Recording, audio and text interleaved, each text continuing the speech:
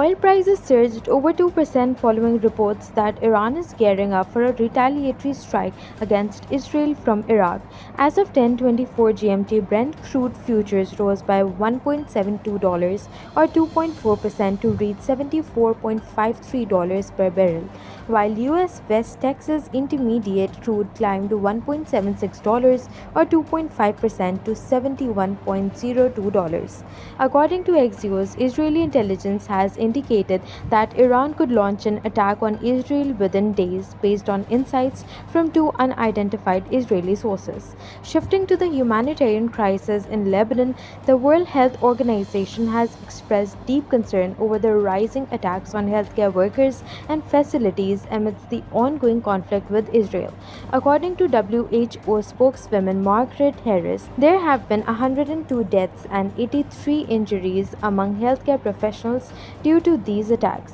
She emphasized the shocking nature of these numbers and noted that many incidents occur when workers are off duty, further straining an already overstretched healthcare system. In Gaza, at least 10 Palestinians were killed in an Israeli strike targeting a school sheltering displaced individuals in the Nusayrat camp. Additionally, the UN Special Coordinator for Lebanon warned that Israeli strikes threaten the cultural heritage of ancient cities like Tyre and Baalbek, which house UNESCO-designated Roman ruins. She stressed the importance of preserving Lebanon's rich history, urging that it should not become another casualty of the conflict.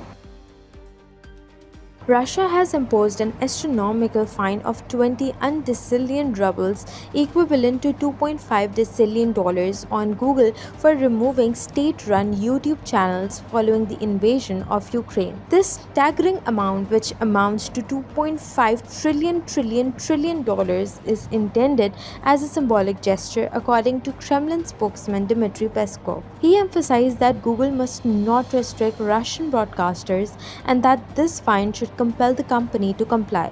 If Google fails to pay the fine within 9 months, it will double daily with no upper limit. Despite ongoing threats to block YouTube entirely, the platform remains accessible in Russia. Since the onset of the Ukraine conflict, Russia has significantly increased fines against social media companies accused of hosting anti-Kremlin content, and Google has blocked over 1,000 channels and 5.5 million videos. Donald Trump is facing backlash for sexist comments made at a campaign rally where he claimed, "I want to protect the women of our country, whether the women like it or not," while discussing his stance on abortion. This remark sparked outrage, particularly from Vice President Kamala Harris, who labeled it very offensive to women. Trump's history of lewd comments about women dates back to 2016, when he infamously boasted about grabbing women without consent.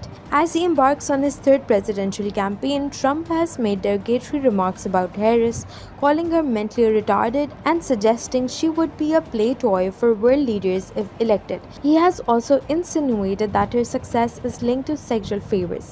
With elections approaching, experts suggest these comments could significantly impact voter dynamics, especially among women amid ongoing debates about gender issues in politics.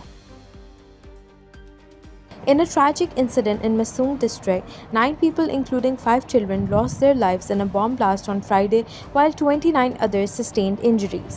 Balochistan Chief Minister Sarfaraz Bugti condemned the attack, highlighting the increasing targeting of innocent children by terrorists. Reports indicate that the explosion, linked to an improvised explosive device attached to a motorcycle, occurred near a girls' high school, creating chaos in the area.